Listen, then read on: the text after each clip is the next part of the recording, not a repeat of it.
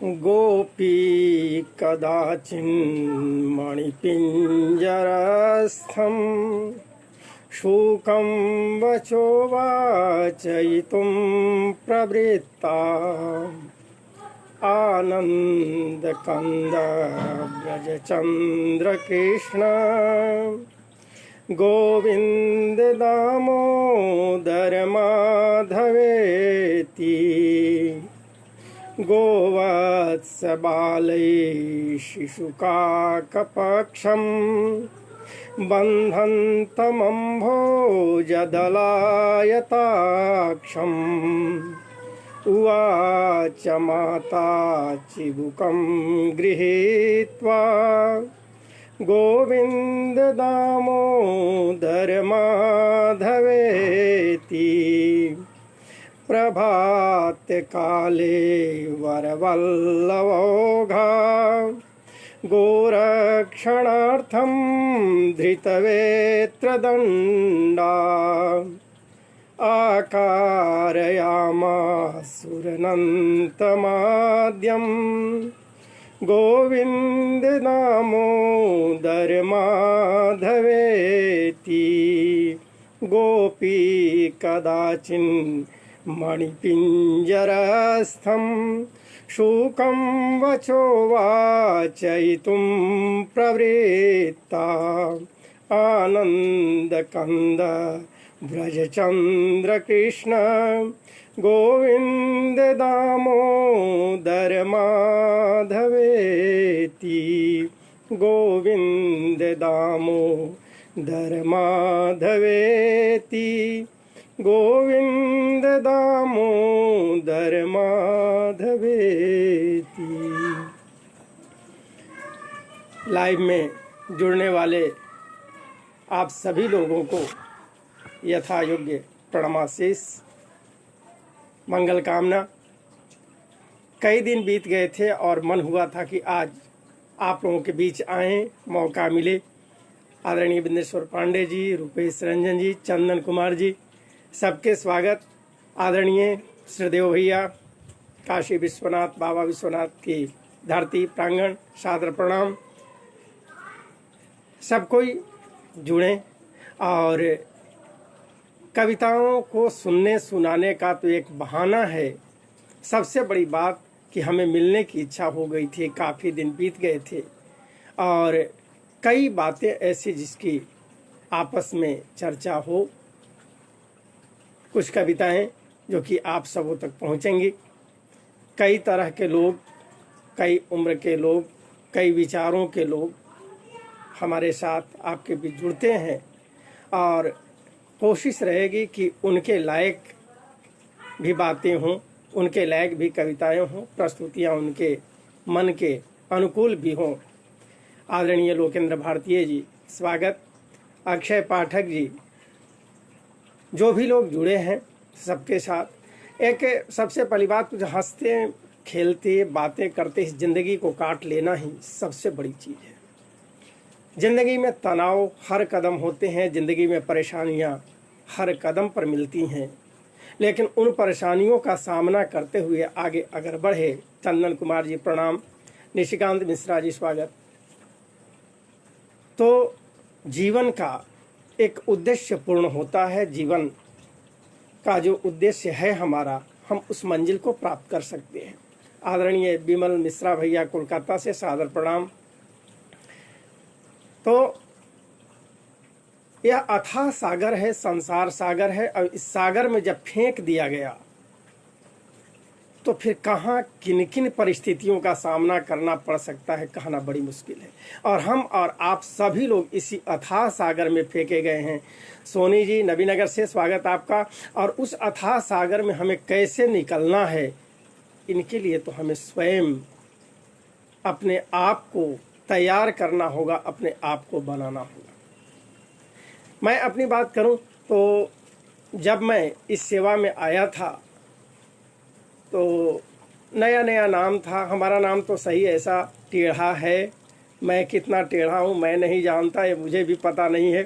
थोड़ा हंसे खिलखिलाए गुलगुलाए, आपकी जो भी बातें हों आप कमेंट में लिखें, हमें आनंद आएगा। कोई तरह की समस्या नहीं, कोई तरह की परेशानी नहीं, और कोशिश करूँगा कि उनका प्रत्युत्तर आप तक पहुँचाऊँ। मैं रविंद्र कुमार जी, रांची से आपका बहुत ही स्वागत है।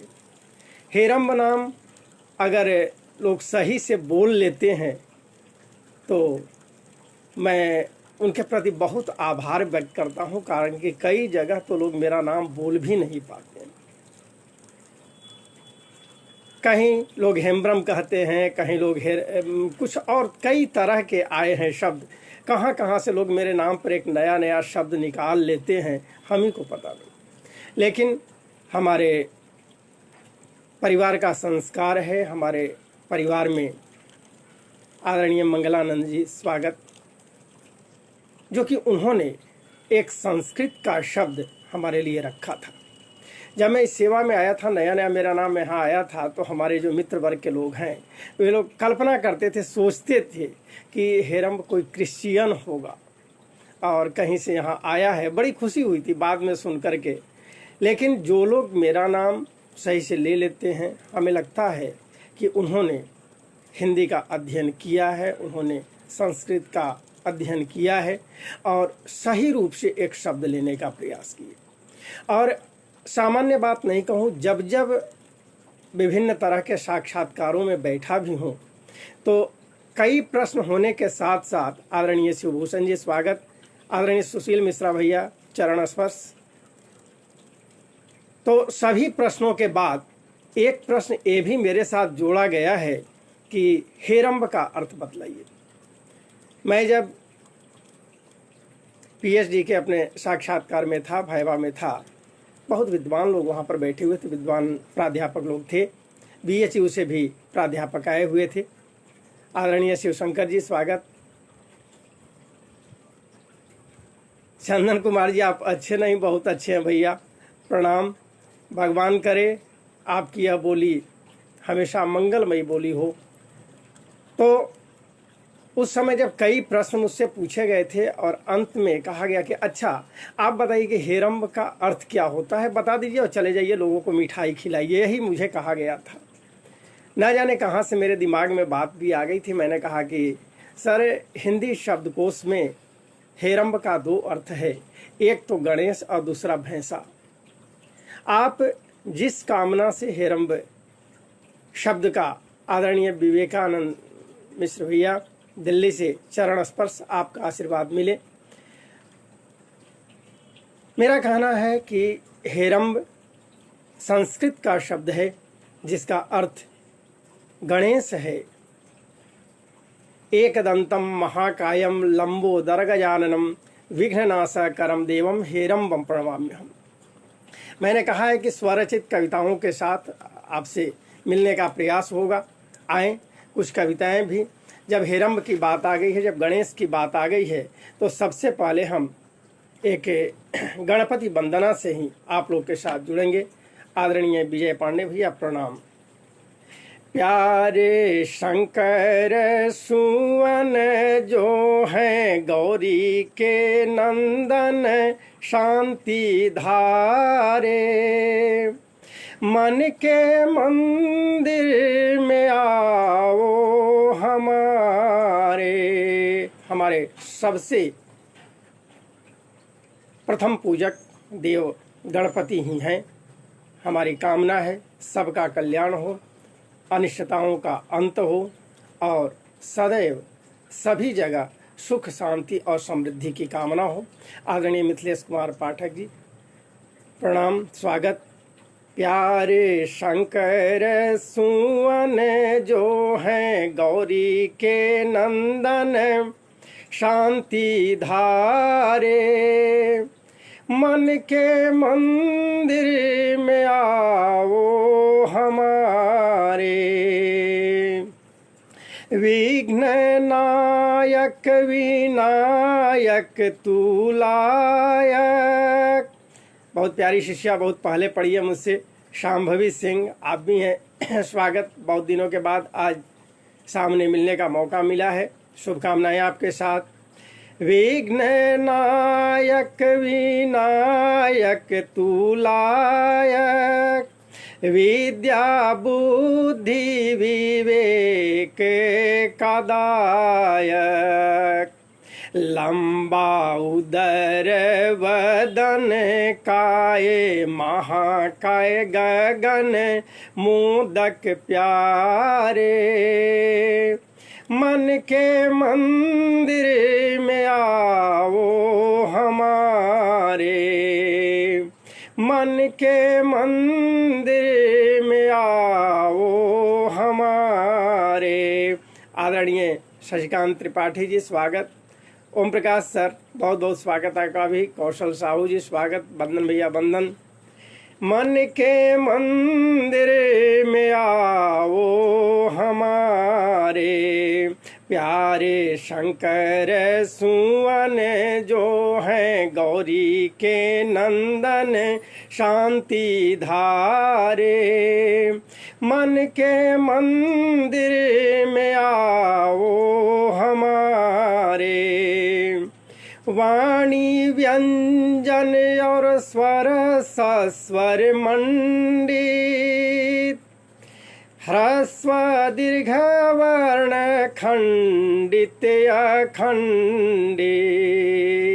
आदरणीय मनोज भैया प्रणाम स्वागत। वाणी व्यंजन और स्वर सस्वर मंडित, ह्रस्व दीर्घ वर्ण खंडित खंडित, संधि दया ज्ञान निधान संवरित पीत परिधान अर्चन प्यारे, मन के मंदिर में आओ हमारे। शब्द भावों की माला पिरो कर, आदरणीय श्रीराम पाठक भैया स्वागत प्रणाम। मेरा प्रयास रहा है कि व्याकरण के शब्दों को इसमें भगवान गणपति के चरणों में अर्पित करूं और वहां से अपने भक्तों को कुछ लाभ की प्राप्ति हो। हिंदुस्तान दैनिक से श्री अभिराम सिंह जी स्वागत। शब्द भावों की माला पिरो कर, अल्प प्राण महाप्राण में भिगो कर, तू स्पर्श भी है तू अंतस्थ भी है ऊष्म प्यारे, मन के मंदिर में आओ हमारे। सिंदूर भरे पूरे मस्तक पर राजे, हे रम गण नायक मूसक विराजे। सिंदूर भरे पूरे मस्तक पर राजे, हे रंभ गण नायक मूसक विराजे। एक दंत तू ही है कृपावंत तू ही है वंदन प्यारे, मन के मंदिर में आओ हमारे। प्यारे शंकर सुवन जो हैं गौरी के नंदन शांति धारे, मन के मंदिर में आओ हमारे। मन के मंदिर में आओ हमारे। भगवत गणपति के चरणों में अर्पित। कुंदन सिंह जी नमस्ते नमस्ते भाई। श्री राम पाठक भैया बहुत खूब।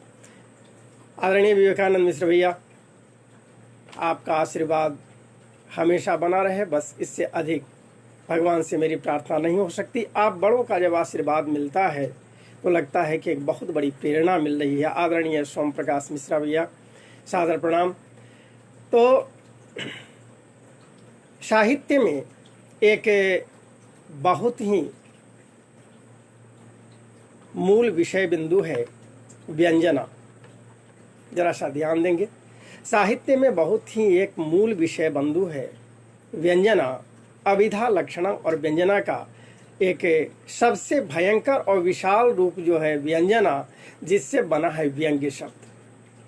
हमारी अपनी सोच है, साहित्य में अगर सबसे सुंदर कोई शब्द शक्ति मानी जाती है तो व्यंजना ही मानी जाती है। लेकिन मेरा मानना यह है कि इस व्यंजना को साहित्य और काव्य तक ही सीमित रख करके और उसकी सुंदरता को बढ़ाई जाए। सामान्य जीवन में व्यंजना का प्रयोग अधिक न हो। एन.के. मिश्रा जी, मेरी माँ की ओर से स्नेहाशीष प्रणाम उनको मेरी ओर से। सामान्य जीवन में व्यंजना का प्रयोग न के बराबर हो तो ज़्यादा अच्छा है।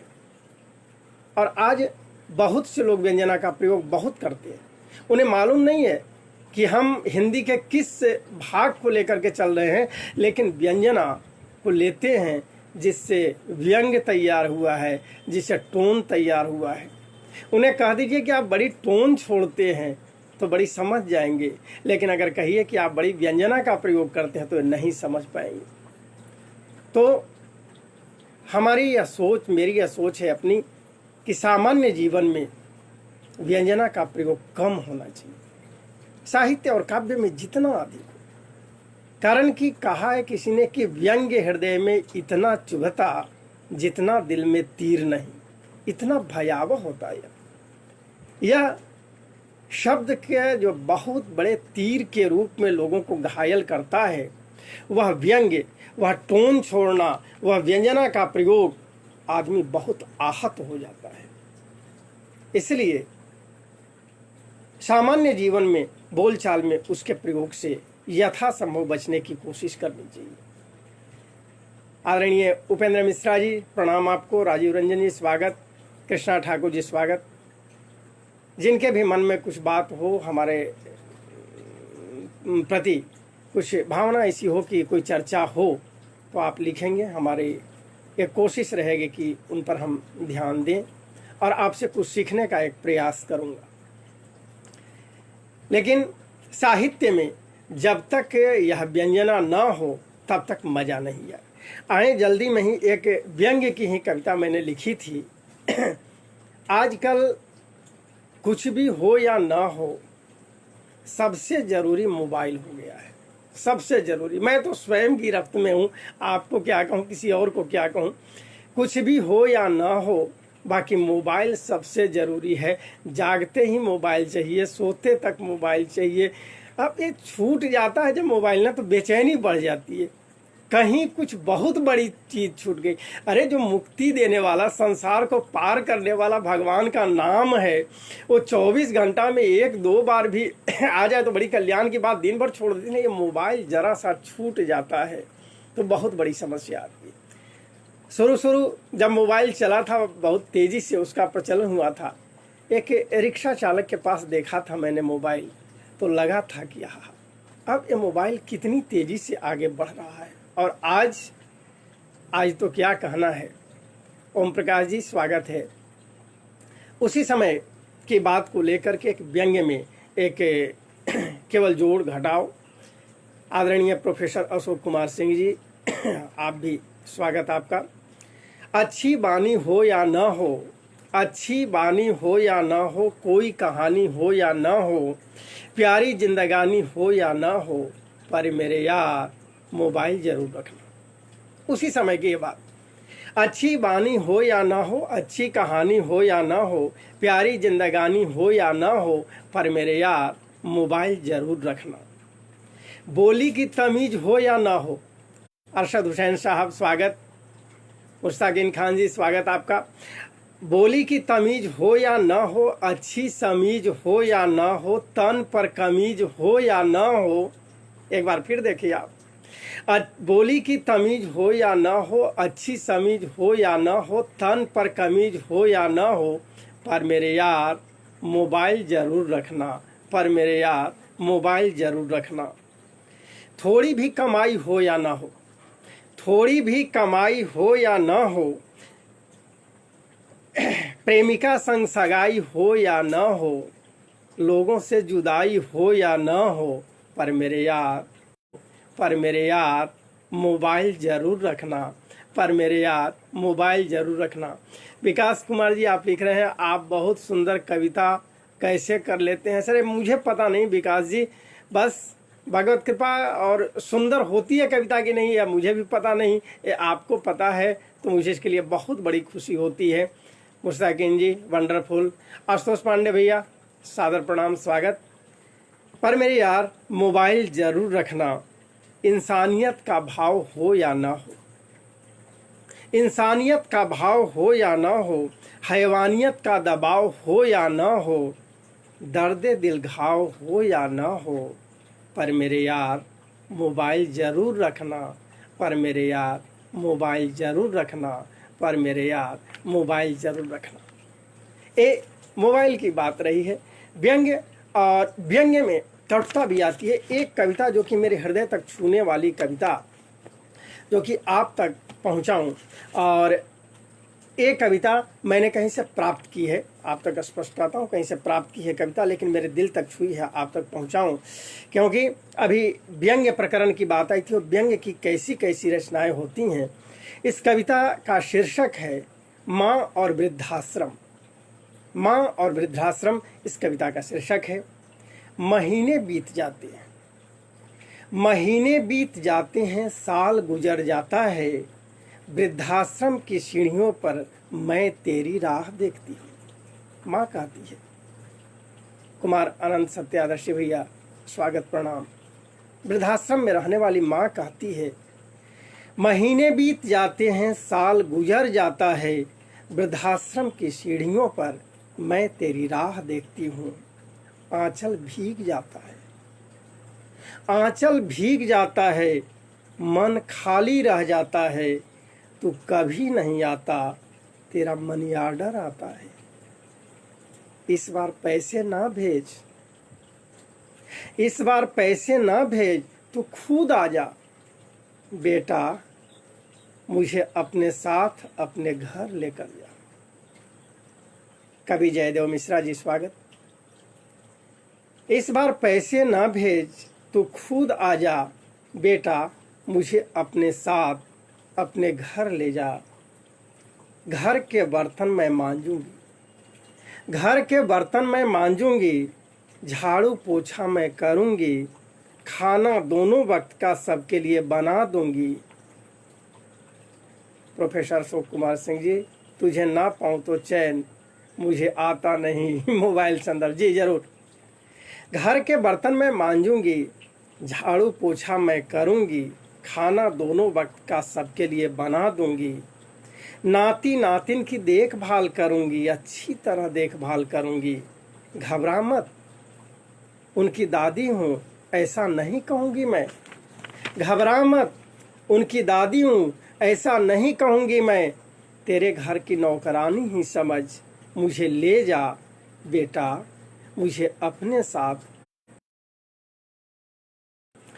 अकाल के समय जन्म तेरा हुआ था, अकाल के समय जन्म तेरा हुआ था, तेरे दूध के लिए हमने चाय पीना छोड़ा था। अकाल के वक्त तेरा जन्म हुआ था, तेरे दूध के लिए मैंने चाय पीना छोड़ा था। नवीनगर से आदरणीय एस के सिंह जी स्वागत। अकाल के समय तेरा जन्म हुआ था, तेरे दूध के लिए मैंने चाय पीना छोड़ा था।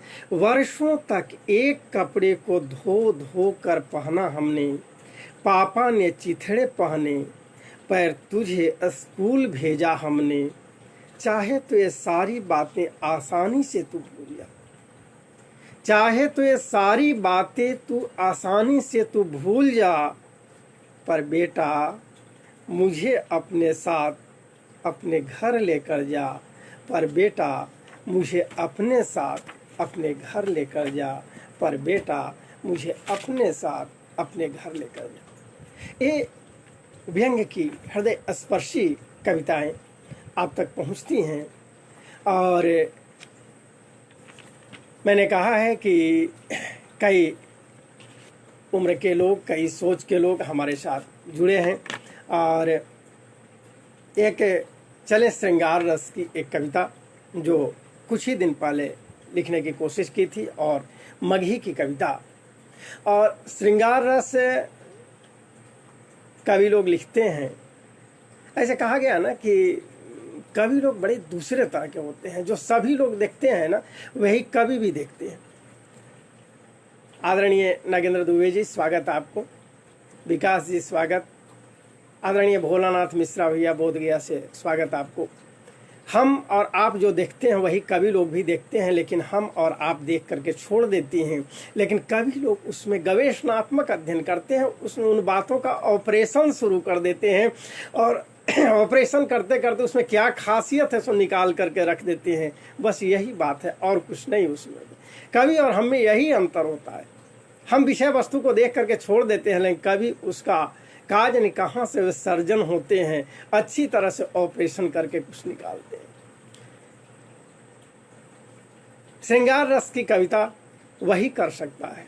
मैं खुलेआम कहूँ, जो गजल वगैरह होता है ना, ये बड़ी घायल लोग होते हैं, बड़ी घायल लोग होते हैं, प्रेम रस के घायल होते हैं। आदरणीय संजय कुमार मिश्रा भैया, स्वागत। तो मुझे अपने छात्र जीवन की बात याद है कि मैं जब एमए में था, उस समय हिंदी के प्रोफेसर साहब ने कहा था कि श्रृंगार रस पढ़ रहे हो, अरे श्रृंगार रस में क्या पढ़ोगे, कभी प्यार व्यार किया है? अगर नहीं किया तो कैसे पढ़ोगे? कभी भी यही पूछ देता है। सुनील कुमार वर्मा जी, स्वागत। जब तक यह प्रश्न आता है कि जिंदगी में अगर प्यार नहीं किया तो श्रृंगार की बातें कहाँ से हो, तो सभी लोग तो मौन हो जाते हैं। कोई बताना नहीं चाहता है, अपने प्यार की बातें कौन बताएगा। लेकिन कवि में शर्म नहीं होती है, सभी लोग शर्म करते हैं, कभी शर्म नहीं करता, वो खुल करके बोलता है। मैं ऐसा नहीं कहता हूँ कभी बेशर्म होता है, लेकिन वो खुल करके बोलता है।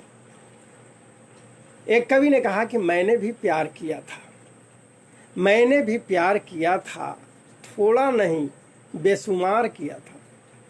मैंने भी प्यार किया था, थोड़ा नहीं बेशुमार किया था। सारा भरोसा तो उस दिन टूट गया जब उसने कहा, अरे पगला मैंने तो मजाक किया था। कवियों की ये जिंदगी होती है, फिर भी वे रस के भावों को लोगों तक पहुंचाने का हर संभव प्रयास करते हैं। विमला चौधरी जी, स्वागत है आपका। तो विरह रस की मगही की यह कविता आप तक पहुंचाऊं, और उसके बाद एक पुष्प वाटिका प्रसंग की कविता जो हमने तैयार की है, वह कविता आप तक पहुंचाने का प्रयास होगा। श्रृंगार में विरह श्रृंगार बहुत ही स्मृति का श्रृंगार है, स्मृति का समय है, और सुख देने वाली बातें भी दुख में उस समय प्रतीत होती हैं। वही कविता मगही की। चांदनी में बिजुरिया जरावे लगल, चांदनी में बिजुरिया जरावे लगल, जब से नहिया के असरा लगवली हलहम, छाह तो हर दर्दिया बिखेरे लगल, प्यार के जब से दियरा जलौली हलहम, चांदनी में बिजुरिया जरावे लगल, जब से नहिया के असरा लगवली हलहम। विरह श्रृंगार की यह कविता। नयना मछरी के बंसी से बेधल नियन।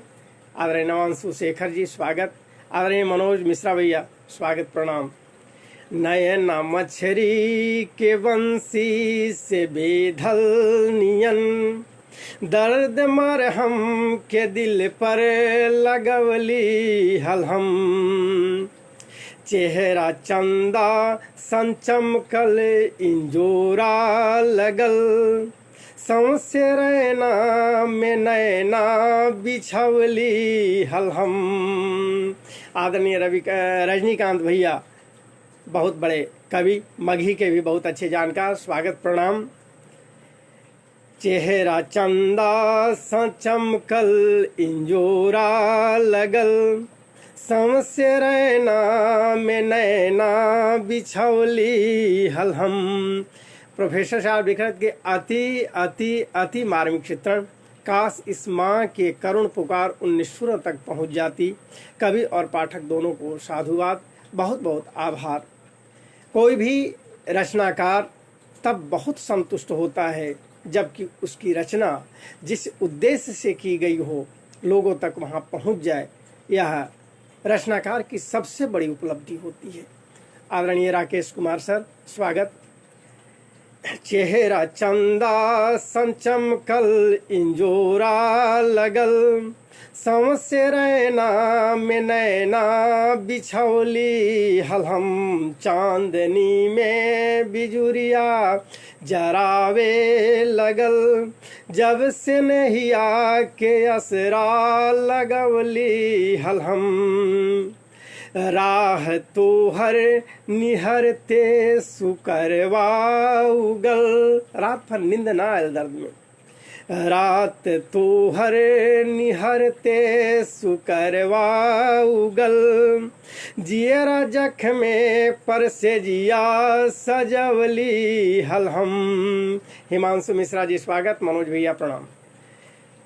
राह तोहर निहरते सुकरवा उगल, जियरा जख्मे पर से जिया सजवली हलहम। अंत में जब भी मिली है तू हंसते चहकते नियन, जब भी मिली है तू हंसते चहकते नियन। रात दिन मिल सुनहली मनवली हलहम। चांदनी में बिजुरिया जरावे लगल, जब से नहिया के असरा लगवली हलहम। पाठक अमृतेश जी, बहुत सुंदर रचना। भाई आप तो कहे थे कि 5 बजे हम संभव नहीं है, हमें भी लगा था कि समय बदलना चाहिए, बाकी प्रतिदिन की बात अभी नहीं है, इसलिए आज समय रखा हमने। बहुत सुंदर, आप सबसे जुड़ने का मौका मिला।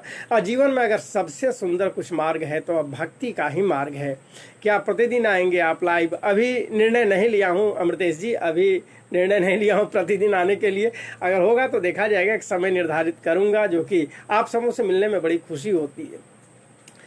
और भक्ति का मार्ग, और भक्ति में भी जो सबसे महान ग्रंथ हमारे बीच है, जिसे जन जन के बीच पहुंचाया गया है, लोगों तक सोचने समझने और पढ़ने का अवसर दिया गया है, श्री रामचरितमानस। श्री रामचरितमानस का एक प्रसंग है पुष्प वाटिका प्रसंग। उस पुष्प वाटिका प्रसंग को मैंने कुछ शब्दों से यहाँ तक रखकर आप तक पहुँचाने का प्रयास किया है। आप इसका आनंद लें। और आज की अंतिम कविता रहेगी हम सबों की। पुष्प सुनहला ढूंढ रहे हैं। पुष्प वाटिका प्रसंग, आप अपना प्रत्युत्तर जरूर देंगे। पुष्प सुनहला ढूंढ रहे हैं, दासरथी फूल बागों में। राम चले संग भाई लखन मग, राजा जनक जी के बागों में। पुष्प सुनहला ढूंढ रहे हैं, दासरथी फूल बागों में। राम चले संग भाई लखन मग, राजा जनक जी के बागों में। चंद्र चतुर्दिके चंचल चित्त मन, दीप्त ललाट सुशोभित हैं। पुष्प वाटिका प्रसंग में एक प्रयास। चंद्र चतुर्दिके चंचल चित्त मन, दीप्त ललाट सुशोभित हैं। आभ्राभिमंडित अंकन मधुवन, दृग कपाट मधुमोहित हैं। श्याम